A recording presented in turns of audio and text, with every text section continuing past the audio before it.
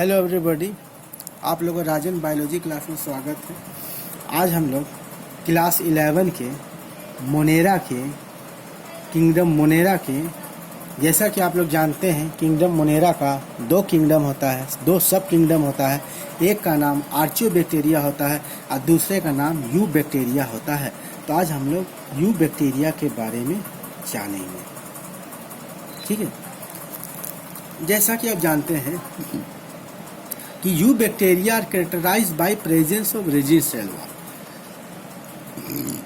देखिए, eubacteria का एक सबसे इम्पॉर्टेंट गुण क्या है कि इसके पास रिजिड सेल वॉल है। रिजिड माने कड़ा, कठोर। इसका सेल वॉल कैसा? कठोर। यही कैरेक्टर यू बैक्टीरिया को बाकी एनिमल से, बाकी बैक्टीरिया से अलग करता है, यानी आर्चियोबैक्टीरिया से अलग करता है।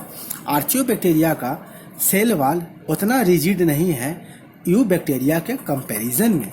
इसीलिए जिसका सेल वॉल थोड़ा कठोर था, यानी जो रिजिड था, उसे अलग करके एक अलग सा ग्रुप बना दिया गया जिसका नाम क्या है? You bacteria.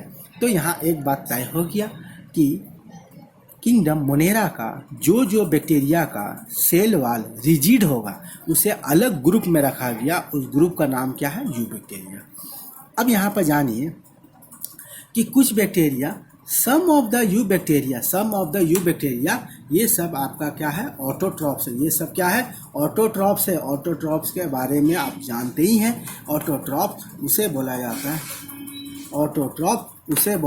जाता है जो अपना खाना खुद तैयार कर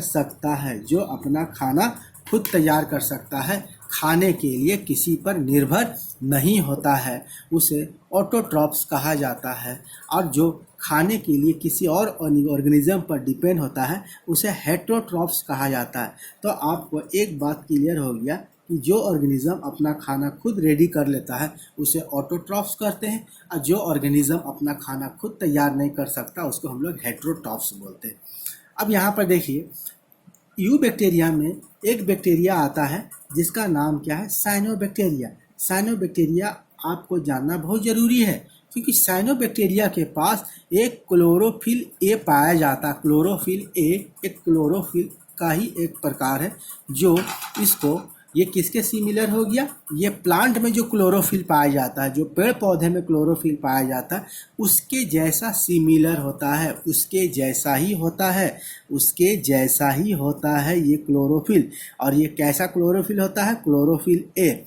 यहाँ पर आप याद रख सकते हैं कि साइनोबैक्टीरिया में क्लोरोफिल पाया जाता है, लेकिन जब आपसे पूछा जाएगा कि किस प्रकार का क्लोरोफिल पाया जाता है तो इसमें क्लोरोफिल ए पाया जाता है। इसमें क्या पाया जाता है? क्लोरोफिल ए पाया जाता है जो इसको फोटोसिंथेटिक ऑटोट्रॉप्स बनाता है, यानी ये प्रकाश संश्लेषण कर सकता है। सूर्य के लाइट को लेकर के, हवा से कार्बन डाइऑक्साइड लेकर के, ज़मीन से पानी लेकर के ये अपना खाना खुद तैयार कर सकता है। इसीलिए साइनोबैक्टीरिया को फोटोसिंथेटिक ऑटोट्रॉप्स भी कहते हैं। It is oftenly forms blooms in polluted water body. यहाँ पर आपको याद रखना है, नोट करके लिख लीजिएगा कि यहाँ से आपको क्वेश्चन आवेगा कि blooms in polluted water bodies, जब कोई तालाब दूषित हो जाता है तब वहाँ पर साइनोबैक्टीरिया आ जाता है। और साइनोबैक्टीरिया आने के बाद हमें पता चल जाता है कि ये वाटर बॉडीज पॉल्यूटेड हो गया। ये वाटर बॉडीज क्या होता है?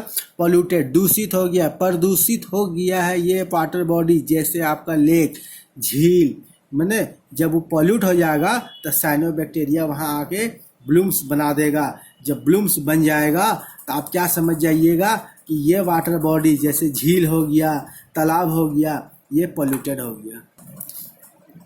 अब यहाँ देखिए, some of this organism helpful in fixing nitrogen in soil.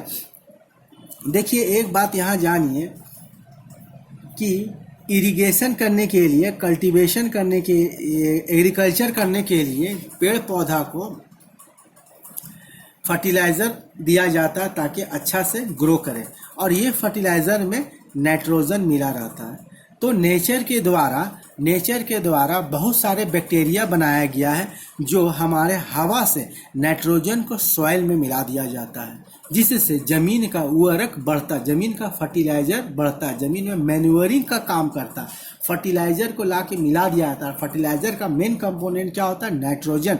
और हमारे भगवान के द्वारा कुछ बैक्टीरिया ऐसे बनाए हैं जो हवा का नाइट्रोजन को फिक्स कर देगा, कहाँ? सॉइल में। और ये बैक्टीरिया का आप नाम याद रखिएगा, नॉस्टक और एनाबेना। वो बैक्टीरिया का नाम क्या है? नॉस्टक और एनाबेना। तो चलिए आपको एक बात पता हो गया कि हवा का नाइट्रोजन, हवा से नाइट्रोजन को सॉइल में कौन फिक्स करता है? नॉस्टक और Anabaena. Some of this organism are important decomposer. और इसमें कुछ बैक्टीरिया जो है इम्पॉर्टेंट डिकम्पोजर है। इम्पॉर्टेंट डिकम्पोजर मीन्स पहले ही आपको बता दिया गया है कि कुछ बैक्टीरिया ऑर्गेनिक वेस्ट मटेरियल को यहाँ पर नष्ट कर देता है, ऑर्गेनिक वेस्ट मटेरियल को नष्ट करता है, उसको हम लोग डिकम्पोजर बोलते हैं। Some of this organism are helpful in making curds from soil. ये कर्ड इंपॉर्टेंट डिकम्पोजर जो ऑर्गेनिक वेस्ट मटेरियल को नष्ट करता है उसे इंपॉर्टेंट डिकम्पोजर बोलते हैं। सम ऑफ दिस ऑर्गेनिज्म, कुछ ये ऑर्गेनिज्म का जिसके द्वारा दही बनाया जाता है, कर्ड फ्रॉम मिल्क। इसका एग्जांपल उस बैक्टीरिया का नाम है लैक्टोबैसिलस। और कुछ बैक्टीरिया के द्वारा एंटीबायोटिक्स तैयार किया जाता है। जो एंटीबायोटिक ड्रग्स है, जब आप बीमार पड़ते हैं तो डॉक्टर आपको एंटीबायोटिक ड्रग्स तैयार लिखता है, उसका भी निर्माण आपका कहाँ से होता है? बैक्टीरिया से होता है। लेकिन ऐसा नहीं है कि सारे बैक्टीरिया आपको हेल्पफुल होता है। Some of this bacteria are pathogen. देखिए पैथोजन किसे कहा जाता है? पैथोजन बीमारी पैदा करने वाले माइक्रो ऑर्गेनिज्म को पैथोजन कहा जाता है। Some of this organism are pathogen causing disease in human being, crops, animal. इसमें कुछ बैक्टीरिया जो है पैथोजन होता है, कुछ बैक्टीरिया क्या होता है? पैथोजन होता है, बीमारी पैदा करता है। Causing disease in human being बीमारी पैदा करता है, क्रॉप्स में पैदा करता है, फसल में भी ये बीमारी ले आएगा, एनिमल्स में भी। Bacteria reproduce by fission. Bacteria जो है कैसे रिप्रोड्यूस करता है? अपनी संख्या बढ़ाता है फिजन के द्वारा। फिजन क्या होता है? जब एक बैक्टीरिया से अपने आप अचानक दो में जब कन्वर्ट हो जाएगा, इसी को हम लोग क्या बोलते हैं? फिजन बोलते हैं। फेवरेबल कंडीशन में ये, जैसे जब इसका वातावरण इसके अनुकूल होता है तब ये सेक्सुअल रिप्रोडक्शन करता है, और अनफेवरेबल कंडीशन में ये फिजन के द्वारा अपनी संख्या बढ़ाएगा। ठीक है। और एक बात यहाँ जानिएगा, यहाँ से बहुत सारे क्वेश्चन आएगा कि स्मॉलेस्ट लिविंग सेल कौन होता है? स्मॉलेस्ट लिविंग सेल होता है माइकोप्लाज्मा।